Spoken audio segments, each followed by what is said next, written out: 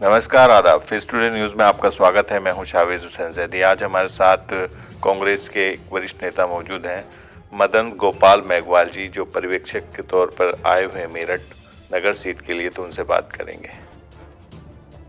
Face today news में आपका स्वागत है। जिस तरह से आप मेरठ आए हैं, तो इसमें क्या प्लानिंग है कांग्रेस की? सबसे पहले तो आपका बहुत बहुत धन्यवाद।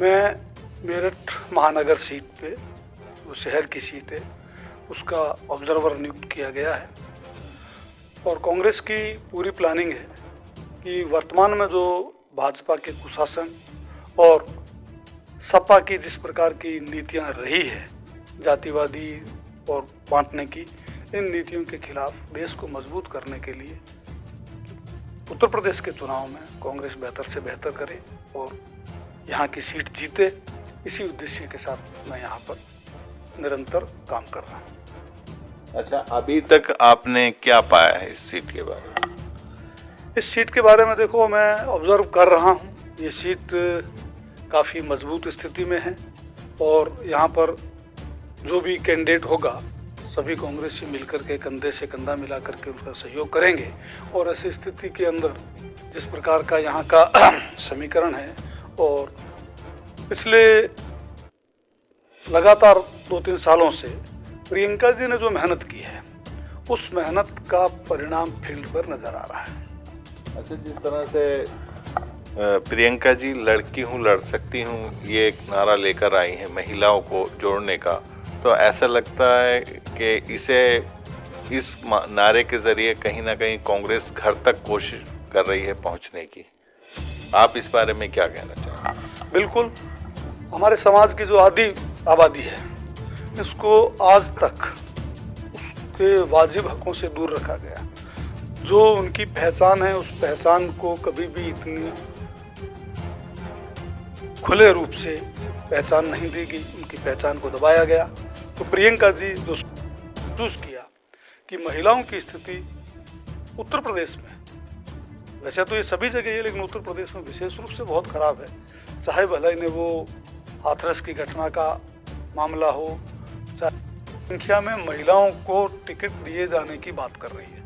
कांग्रेस ही वो पार्टी है जो महिलाओं के उत्थान की बात करती है। यूपीए 2 के वक्त जब कांग्रेस के पास लोकसभा में तो बहुमत नहीं था लेकिन राज्यसभा में बहुमत था, तो उस समय राज्यसभा में महिलाओं के आरक्षण का बिल पेश भी किया गया था और राज्यसभा में पारित भी किया गया था।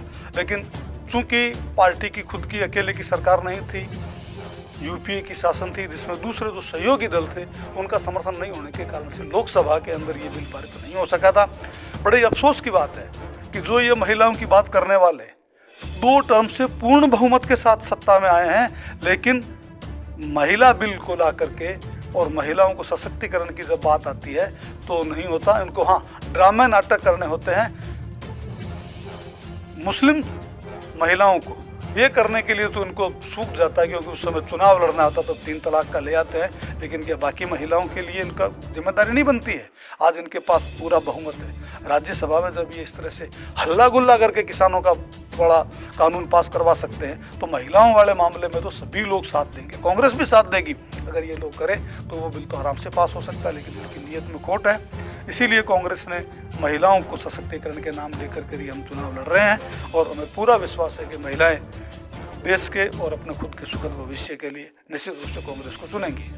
अच्छा, भाजपा जो है वो ये कहती है, दावा करती है कि कोरोना काल में सिर्फ हम ही फील्ड में थे, हमने लोगों की सेवा की है, बाकी पार्टियां बाहर थीं, ये तो इन्हें चुनाव लड़ने का ही हक नहीं है। इसके बारे में इसके बारे में तो हंसी आ सकती और तो कुछ हो नहीं सकता। भाजपा के काम को अगर देखना है तो गंगा में तैरती हुई लाशें देखी जा सकती हैं। अगर भाजपा ही काम करती, भाजपा की सरकार ही राज्य वाली काम करती, तो ये हालात नहीं बनते। हालात जब बने उस समय योगी जी तो बंगाल के अंदर चुनावों में बिजी थे, ये अलग बात है कि बंगाल की जनता ने इनको आईना दिखा दिया। प्रधानमंत्री जी बंगाल में रैलियां करने में व्यस्त थे। वो तो जाकर के शुक्र है राहुल जी का कि उन्होंने लीड लेकर के और रैलियां वगैरह अपने कार्यक्रम बंद किए, तब कुछ दिनों बाद आखिर जब दबाव पड़ा तब जाकर के प्रधानमंत्री जी दिल्ली में बैठे और कुछ करने लगे। सेकेंड वेव में जब इतना भयानक हो गया, ऑक्सीजन की कमी से, दवाइयों की कमी से जो हाहाकार उत्तर प्रदेश में मचा है, मैं समझता हूँ भारत में तो कहीं नहीं हो सकता, शायद दुनिया में भी कहीं ऐसा ना हुआ हो। ये इनका मैनेजमेंट है। कोरोना पर वो कह रहे हैं शर्म आनी चाहिए उनको, हालांकि मैं जानता हूँ शर्म इनको नहीं आएगी, शर्म है भी नहीं इनके अंदर, इनकी बहुत बड़ी काबिलियत